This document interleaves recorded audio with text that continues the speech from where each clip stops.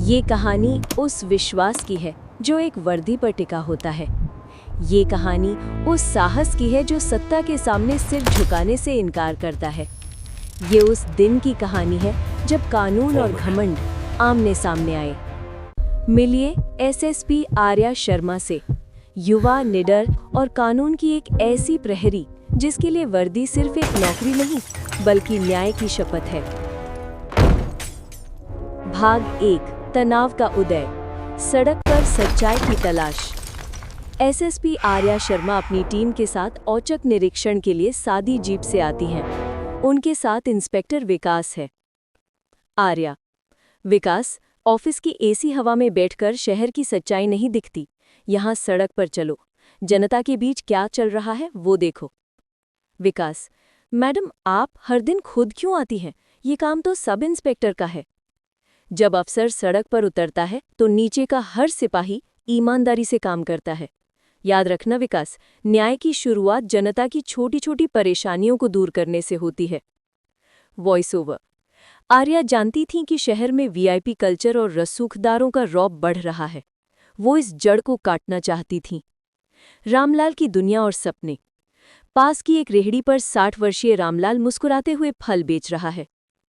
रामलाल एक साथी विक्रेता से: बस 2 महीने की और कमाई भाई, फिर पोते को शहर के अच्छे स्कूल में डालूंगा, उसका भविष्य बनाना है। Voice over. रामलाल के लिए वो फल केवल कमाई का जरिया नहीं थे, वो उसके पोते के सपनों की सीढ़ी थे। उसे पता नहीं था कि आज उसकी उस छोटी सी दुनिया पर एक तूफान आने वाला है। घमंड का प्रवेश। एक काली चमकदार लग्जरी एसयूवी तेज रफ्तार में चौक में घुसती है। हॉर्न का शोर बाजार की शांति भंग करता है। तेज ब्रेक की भयानक आवाज आती है। एसयूवी रामलाल की रेहड़ी से इंच भर पहले रुकती है। रेहड़ी के कुछ फल सड़क पर बिखर जाते हैं। रामलाल डर से कांप जाता है। विक्रांत ड्राइविंग सीट पर है। वो कार से निकलकर चिल्लाते हुए कहता है: अरे ओ बुढ़े, आंखें नहीं है क्या? मेरी कार को छूने की हिम्मत कैसे की तूने? ये सब साफ कर, अभी के अभी। रामलाल डरकर हाथ जोड़कर माफी मांगता है और बिखरे फल उठाने लगता है। आर्या ये सब दूर से देखती है। उनके चेहरे पर एक कड़ा संकल्प दिखता है। एसएसपी का हस्तक्षेप। आर्या चुपचाप अपनी जीप से उतरकर भीड़ को चीरती हुई विक्रांत के सामने खड़ी हो जाती हैं। आर्या शांत ठहरी हुई आवाज में: गाड़ी के कागजात दिखाइए और इस बुजुर्ग से माफी मांगे। विक्रांत हंसते हुए दोस्तों से: अरे ये कौन आ गई? ओए, कौन है तू? ट्रैफिक कांस्टेबल, जा अपना चालान काट। आर्या: मैं चालान नहीं काटती, मैं कानून तोड़ रहे लोगों को गिरफ्तार करती हूँ। विक्रांत अकड़ में: चल हट साइड, पता है मैं कौन हूँ? एक फोन करूंगा तो तेरी वर्दी और नौकरी दोनों चली जाएगी। आर्या अपना आई कार्ड निकालकर दिखाती हैं। मेरा नाम है एसएसपी आर्या शर्मा। अब दोबारा पूछो, मैं कौन हूँ? Voice over. विक्रांत के चेहरे पर लगा घमंड का नकाब टूटकर गिर जाता है। उसे पहली बार एहसास होता है कि वो जिससे टकराया है वो कोई मामूली अफसर नहीं है। गिरफ्तारी और विद्रोह। आर्या कड़क आवाज में: विकास, सेक्शन 279, 504 और 353, मिस्टर विक्रांत सिन्हा, आप गिरफ्तार हैं। इंस्पेक्टर विकास आगे बढ़ता है और विक्रांत को हथकड़ी पहनाने की कोशिश करता है। विक्रांत विरोध करता है। वो संघर्ष करते हुए कहता है: तुम ये नहीं कर सकती, तुम मेरे पापा को जानती नहीं हो। हाथापाई होती है। आर्या अपने एक्शन से विक्रांत को काबू करती हैं और खुद उसे हथकड़ी पहनाती है। Voice over.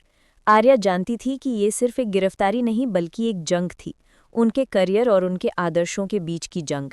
एक तरफ उनका सीनियर था, दूसरी तरफ उनकी शपथ। हथकड़ी लगने के बाद विक्रांत रोते हुए अपने पिता डीआईजी विनय सिन्हा को फोन करता है। पापा, यहाँ एक एसएसपी ने मुझे हथकड़ी लगा दी है, वो मुझे जेल भेज रही है, प्लीज कुछ करो। डीआईजी विनय सिन्हा अपने ऑफिस में ये सुनते ही तुरंत मौके के लिए निकलते हैं। आर्या विकास से कहती है: विकास, इसे तुरंत जीप में बिठाओ और ले चलो, हमें किसी को सफाई देने की जरूरत नहीं है। Voice over. आर्या जानती थी कि अब असली तूफान आने वाला है। जब एक पिता अपने बेटे को बचाने आता है तो वो अफसर नहीं रह जाता। डीआईजी का आगमन और सवाल। डीआईजी विनय सिन्हा की सरकारी कार सायरन बजाती हुई घटनास्थल पर पहुंचती है। मीडिया और भीड़ बेकाबू है। डीआईजी साहब गुस्से में आर्या के पास जाते हैं। डीआईजी, ये क्या मजाक है? मेरा बेटा है वो, तुम एक छोटे से ट्रैफिक उल्लंघन के लिए मेरा मजाक बना रही हो? आर्या शांत खड़ी रहती हैं। आर्या, आंखों में आंखें डालकर, सर, ये सिर्फ ट्रैफिक उल्लंघन नहीं है, ये कानून का अपमान है और एक गरीब नागरिक पर अत्याचार। आप खुद बताइए, क्या वर्दी ये सिखाती है कि हम अमीरों के बच्चों को छोड़ दें? रामलाल भावुक होकर बताता है कि विक्रांत ने उसे कैसे धमकाया। आत्मनिरीक्षण और फैसला। मीडिया आर्या और डीआईजी सिन्हा को घेर लेती है। एक पत्रकार पूछता है, सर, क्या आप अपने बेटे को बचाने के लिए अपनी बेटी जैसी अफसर पर दबाव डालेंगे? Voice over. डीआईजी सिन्हा का चेहरा बदल जाता है। उन्हें आज अपनी वही वर्दी याद आ गई थी जो उन्हें सालों पहले मिली थी। उन्हें वो दिन याद आया जब उन्होंने खुद ईमानदारी की शपथ ली थी। डीआईजी सिन्हा गहरी सांस लेते हैं। वो पीछे मुड़कर विक्रांत को देखते हैं जो अब भी अकड़ रहा है। डीआईजी सिन्हा, सार्वजनिक रूप से, एसएसपी आर्या शर्मा, आप इस मामले में बिल्कुल सही है। मैंने भी वर्दी पहनी है और ये वर्दी हमें ये सिखाती है कि कानून से बढ़ा कोई नहीं है, ना मेरा बेटा, ना मैं।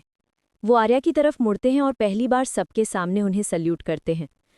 डीआईजी सिन्हा, आर्या से, एफआईआर दर्ज करो, जो प्रक्रिया है वही होगी। विक्रांत को पुलिस स्टेशन ले जाया जाता है। रामलाल और बाजार की भीड़ आर्या को तालियां बजाकर सम्मान देती है। आर्या, रामलाल से, ये मेरी ड्यूटी थी बाबा, आप अपने फल उठाइए और अपने पोते के लिए सपने देखते रहिए। आर्या रामलाल को कुछ पैसे भी देती है ताकि उसका नुकसान पूरा हो सके। आर्या की ही आवाज में, वर्दी सिर्फ खाकी का कपड़ा नहीं है, ये उस विश्वास की निशानी है जो देश का हर गरीब और कमजोर नागरिक हम पर करता है, और जब तक ये विश्वास कायम है, न्याय का संघर्ष जारी रहेगा। अगर आपको ये कहानी अच्छी लगी और आप मानते हैं कि न्याय हमेशा जीतता है, तो लाइक करें, सब्सक्राइब करें, कमेंट में जय हिंद लिखें और इसे शेयर करें। धन्यवाद। स्क्रीन पर लाइक, सब्सक्राइब, कमेंट, शेयर का ग्राफिक्स आता है। Fade out.